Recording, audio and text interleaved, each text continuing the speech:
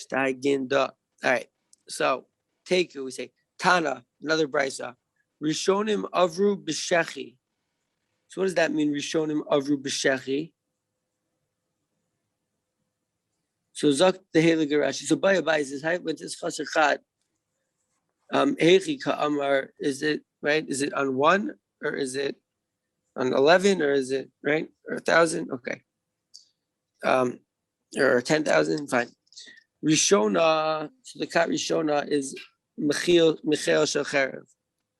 So we say the first chel of the cherev of Chizkiyahu. It says avru b'shechi. It says shatu hasusim b'yarden and is ma'atu amayim she'avru. So they swam, right? They swam. The horses swam across the Yarden. It's like Rav Yochanan over here. And if you know anything about Rav Yochanan, he had one part of him that was definitely horse-like. If you catch my drift. So Rav Yochanan, we hear about swimming, and we hear the donkeys or the horses swimming, right? Shenamar, because it says Lo matu mayim ben nahar lishtos. No, it says sorry. V'chalaf b'Yehuda, and they went. This is a pasuk in Yeshayahu. It says v'chalaf b'Yehuda, and they crossed in Judah. Shataf v'avar ad savar yagia. V'hayamutos kinafav milo rochav artzecha Emmanuel. Basically, so we're saying that they went halfway, like they were able to walk. And Zayim v'koma zukufa, the lo hayu amayim megim. They only got to their neck. Shenemar ad savar yagia achronim halu afar ragleihem. V'lo matu mayim benahar l'shtos.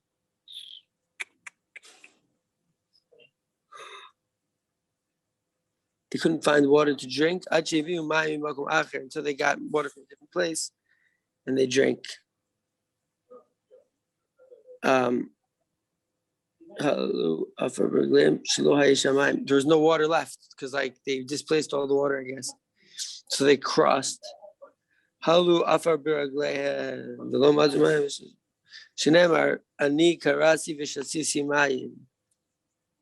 is in another pasuk in Yeshayahu.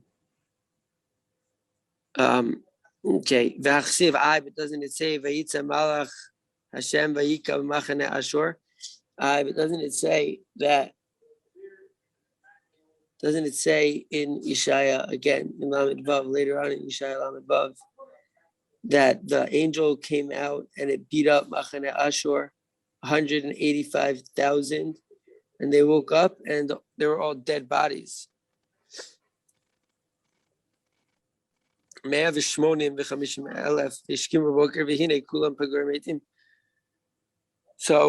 wait, you're telling me that these people crossed the Yarden and the horses crossed, and they're telling me that God, so what are you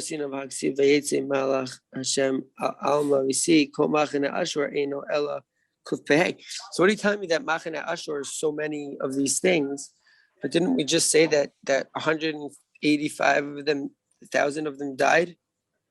But above you told me it was 260,000, right? When you do all the math of all the different foot soldiers and horse soldiers, so it's a stira. See the stira, Harry? I definitely see that stira, bro. Yeah, because in one place it's saying 185, in one place it's saying 260. So we got a stiggity stira up in here.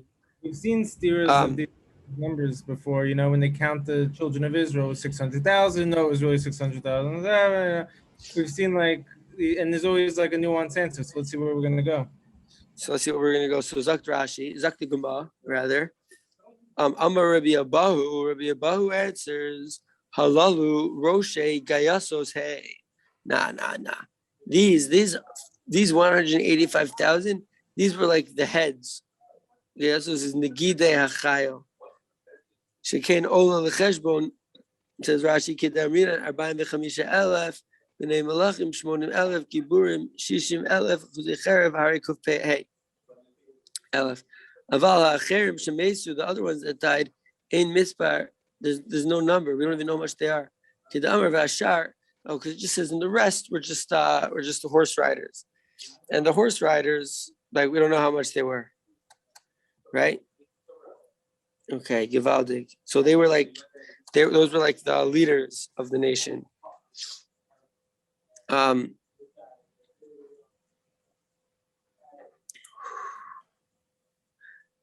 Amar of Ashi, Dikanami Dichsiv. Dikanami Dichsiv is an important phrase in the Gemara. Dikanami is like, yo, infer also Dichsiv, because it says in Pasuk, Umishmanav Razon Bishminim Diisbehu. Bishmenim Diisbehu. So they're saying that there was a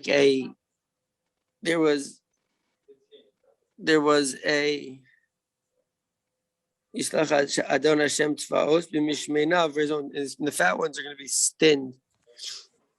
And so we see also that bishmanav Razon on the fat ones, meaning like the fat ones, meaning like the leaders, the fat ones that are with them, the people who were fat in stature.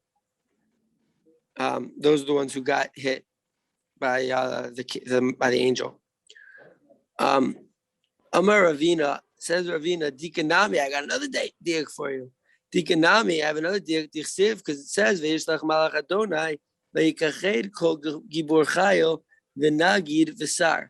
So he trapped, or he eliminated all of the strong and the upright nagid, the talesman, the Shmuel Nagid, the Nagids, and Visar b'Machaneh, and all of the leaders of the Machaneh v'Gomer.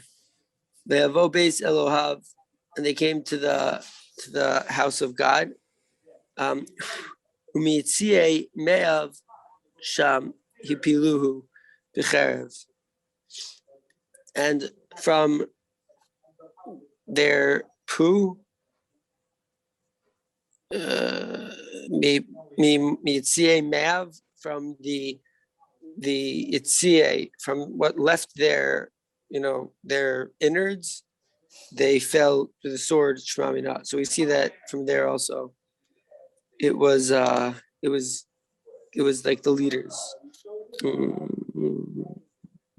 It says kol gibor chayil v'sar. It says sar and nagid, so it's talking about the leaders. Right? Shmamina b'mahika. So how were they hit? What were they hit with? What were they? Or how did Hashem hit them? So Amar Rabbi Eliezer Omer biyad hikam. He hit him with his hand. Shneimar vayar Yisrael es hayad hagadola hayad she'asida li para misancheriv.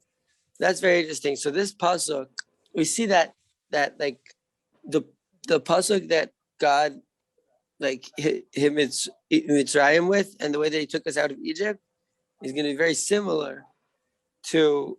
It was similar to the hand that took us out of that destroyed Sanheriv and his attack. And so we see that like it keeps on going back. It's the same groups. It's the same. It's like there's a pattern with every geula, right? So that's the hand, the mehikam, the malach. They took it down. The yada gedola, and the hayad, mashma hayad asid. What's the deal? It says the hand that is big, hayad hagadola. So like that yad is talking about the yad that is eventually going to kill Sancheriv's troops. Rabbi Yehoshua Omer. Now, Rabbi Eliezer and Rabbi Yehoshua always used to argue, right? Because they say Etzba Elohimi. Rabbi Yehoshua and Rabbi Eliezer were the ones who had that argument by the oven, right? It was Rabbi Eliezer and Rabbi Yehoshua. And so Rabbi Yehoshua says, no, it's not going to be hands, it's going to be a finger. because it says Etzba Elohimi, Etzba Hasida Lipara Misancher. Rabbi Eliezer ben Nosha Rabbi Yosef Galileo, Rabbi Eliezer, the son of Yosef Galileo, says, Amar Lo Kadosh Baruch Hu LeGavriel. Kadosh Baruch Hu said to Gavriel, Magalecha Netusha, your scythe is unsheathed. Ooh, an unsheathed scythe. Dad, you like that alliteration? What does that mean? Unsheathed scythe. Like taken out of its compartment. No, the scythe. Yeah.